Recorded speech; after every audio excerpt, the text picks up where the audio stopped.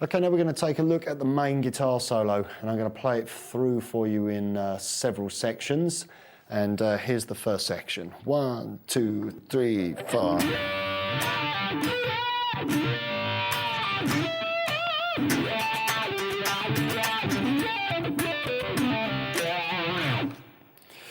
Okay, start the solo off, more kind of bluesy unison bends. We start off by playing the 15th fret of the B and bending the 14th fret of the G up. And as we're doing that, we're pushing the wah pedal down. Then we have this little bend, a little unison bend there, which is playing 12 on the B string and 14 on the G. So then we do our unison bend again, back to the G string, and then we bend the 15th fret of the B up twice. Okay, so slowly.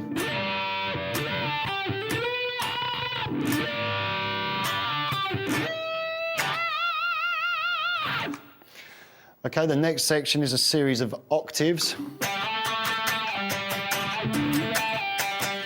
We're just sliding between 10 on the A and 12 on the G, up a whole tone to 12 and 14.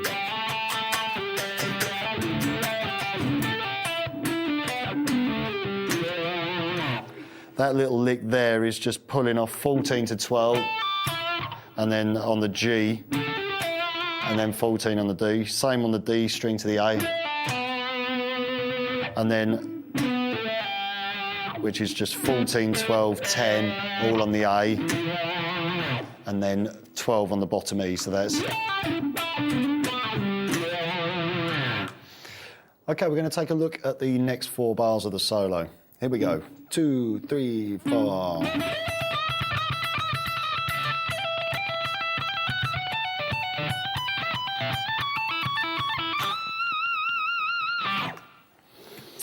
Okay, this section's a little kind of hazy in terms of how we actually play it, and I've seen Kirk Hammett play it live, and it does kind of change a little bit. I think as long as you get the basic idea of the licks under your fingers for the first couple of bars at least, the rest of it is pretty structured. The first section is really just a straightforward, almost sort of Chuck Berry-esque string bending idea.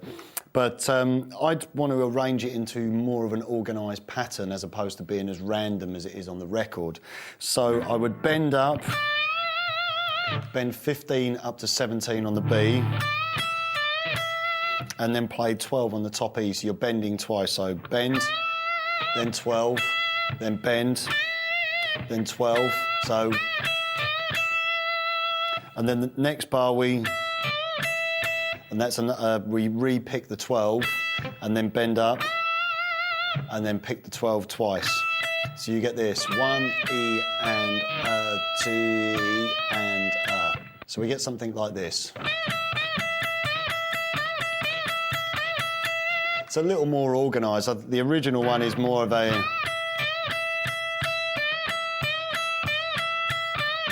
So it's kind of little alterations in there. Quite hard with the picking as well because you're sometimes in between the strings. I don't like picking inside the strings, I like to pick outside, so...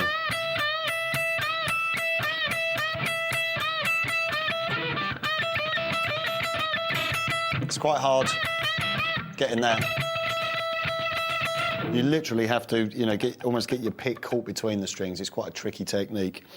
The next lick sounds a lot more involved on the record than it really is. We're literally just playing 15 on the B, and then 12 on the top E, re-strike the 12, hammer on 15 and pull off, so. And then it's a series of re-picks. You're simply re-picking.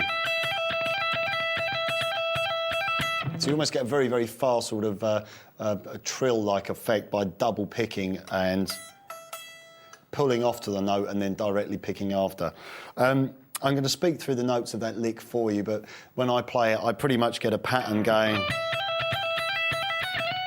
like so. So here's the actual notes as they appear on the record. So we're playing 15 on the B, then on the top E, 12, pick 12 again, hammer 15, pull off 12, pick 12, hammer 15, pull off 12, pick 12 again, hammer, pull off, pick 12, hammer, pull off, 12, and then play 14 and slide in. So you get this kind of... but with the wah-wah and up to speed, 3, 4... You can hear it sounds quite fiery and quite intense.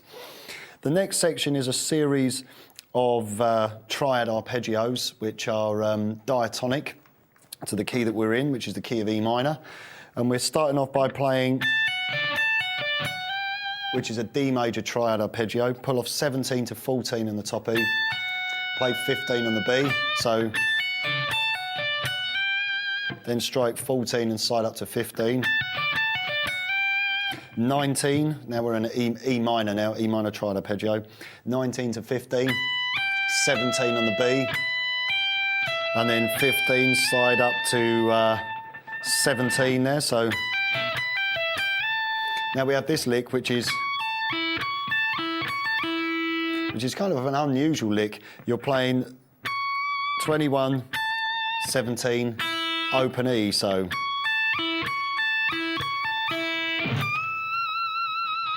and then we're bending up 22 up to 24. So the whole front end of that solo slowly. 2, 3, 4.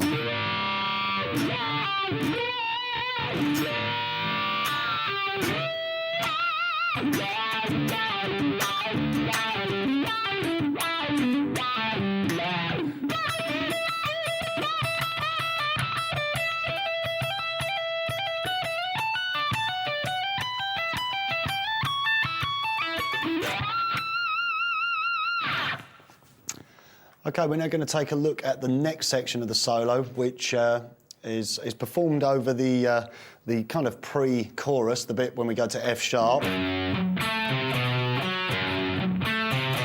That section there. Okay, I'm going to play the first 4 bars for you, and then we'll break it down. Here we go. 1, 2, 3, 4.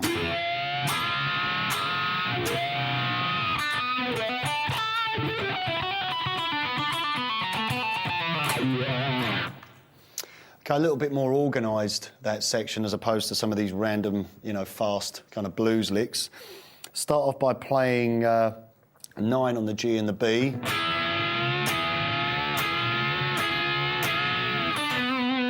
And we're literally, as we're striking it, we're bending the B string up a semitone and the G string up a whole tone. So it's going 2, 3, 4...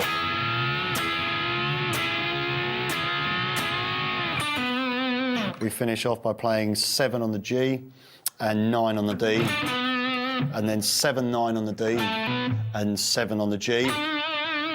Now we play 10 on the B, 10 again, 8, 7 on the B, 9 on the G. Very fast 16th note triplet hammer on and pull off, which is 7, 8, 7 on the B. So.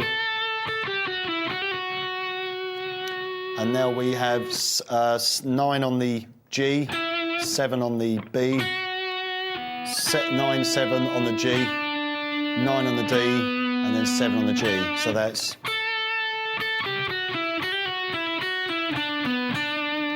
Now we pull off 9, 7 on the G and the D, 9 on the A, 7 on the D, re-strike and hammer on 9, pull off to 7, 9, 8, 7, 5, 7 on the bottom E. So slowly.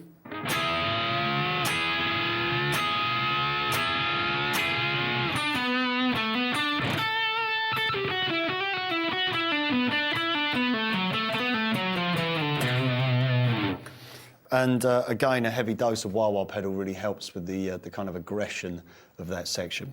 Okay, we're going to take a look at the final section of our solo now. Here we go. 1, 2, 3, 4.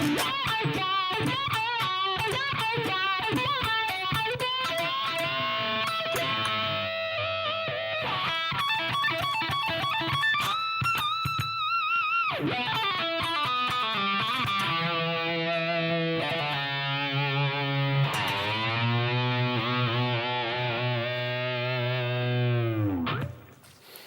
a mixture of fast blues licks and more bizarre kind of open string arpeggios there. We've got a kind of a very Jimi Hendrix sort of sounding lick going on, especially with the wah-wah pedal, and this whole section is being performed against the chorus.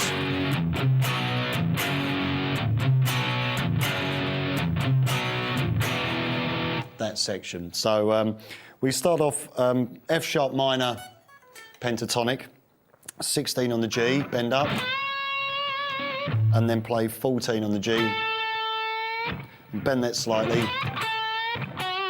and then 16 on the D, and then back up.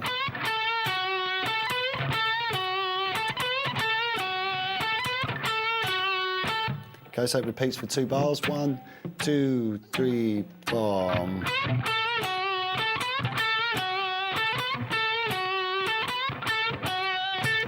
Okay, the next lick.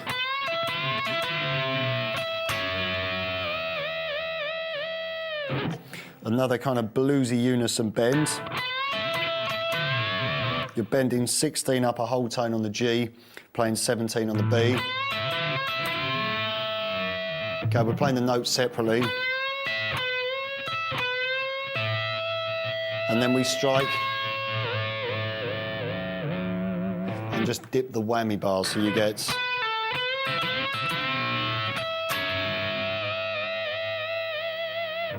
and then this next lick, which is 21 pulling off to 17, I had to think there, pulling off to 17 and then pulling off to open, so kind of odd timing. And then we play 22, bend up to 24.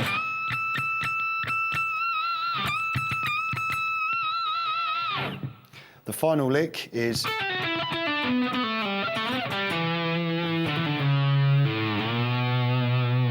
so for that lick, we're pulling off 10, 8, 7 on the B, and then play 9 on the G.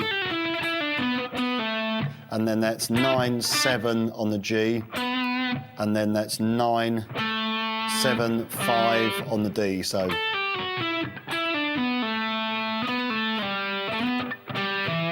And then we slide 7 up to 9, 5 on the D, and 7 on the E. So real slowly that lick. One more time.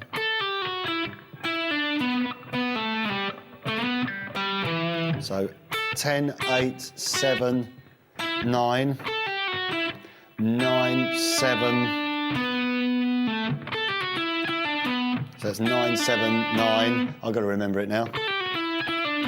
And then 9, 7, 5, and then 9, and then we play 5 on the D, 7 on the A, 5, 7, 5, 4 on the A, open A, dip the bar,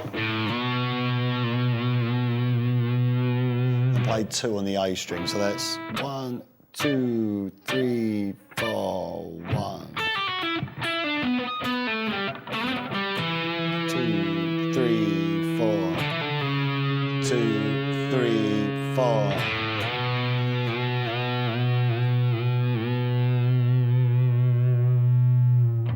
Okay, after that section, we're into another clean introduction. So select our clean tone, put on our chorus pedal.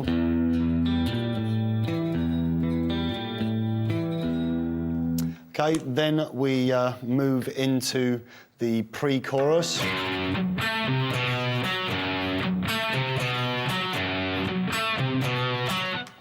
And then into our final chorus.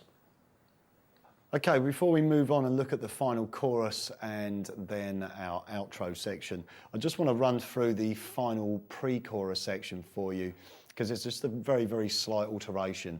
I'm going to play it through first of all, and then we'll take a look. Here we go. 1, 2, 3.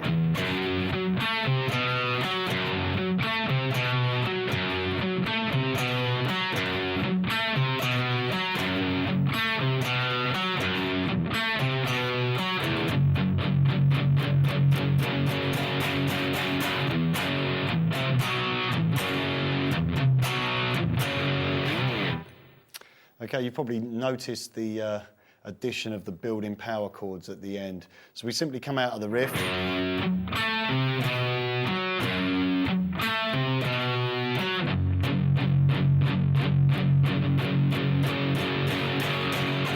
And just build that chord up using an eighth note rhythm over 2 bars. Start off with some palm muting, so just make sure that this side of your hand is laid across the bridge. Obviously, if your whammy bar wiggles around, don't lean on it too much because you will put the guitar out of tune. So.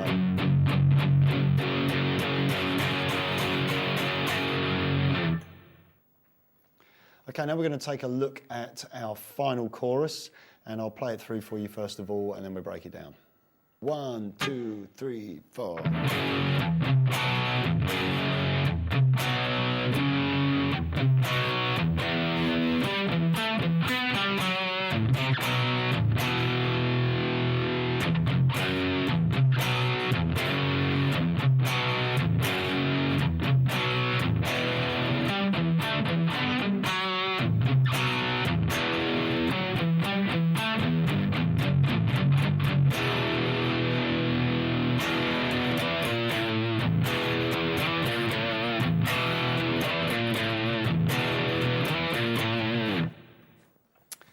Okay, the chorus is pretty much the same with the addition of just a couple of extra chords really, just outline a little drum fill. We come in with our regular riff.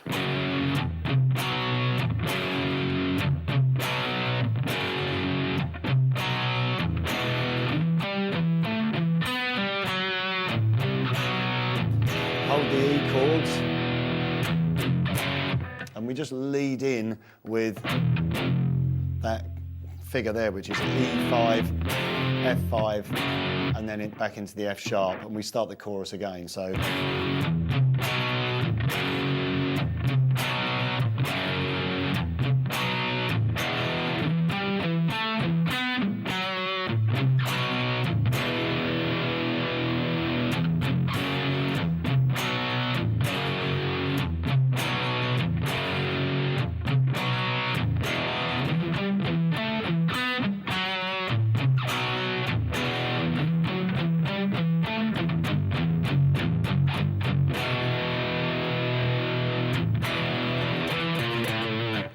We then sit there and hold the E chord and then bring the original riff back in. Okay, at the end, the riff gradually starts to break down as it built up in the introduction as well. So we go back to the...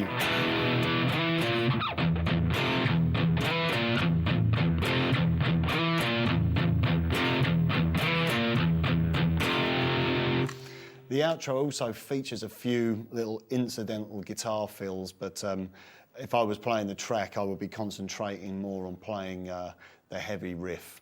So that's pretty much it for this track. There's a lot to get through. I think mainly the tricky areas for you to look out for are just the arrangements of very slight alterations on the main riffs and themes. And I think once that you've got the arrangement under your fingers, obviously make sure you watch the playthrough to see me piece each of the riffs together. You should be well away. And those 2 tricky bars within the solo, the string bending and the little fast pentatonic, you know, once you get a little figure under your fingers, just go for it and play as fast as you can with your wah-wah. Anyway, that concludes Enter Sandman.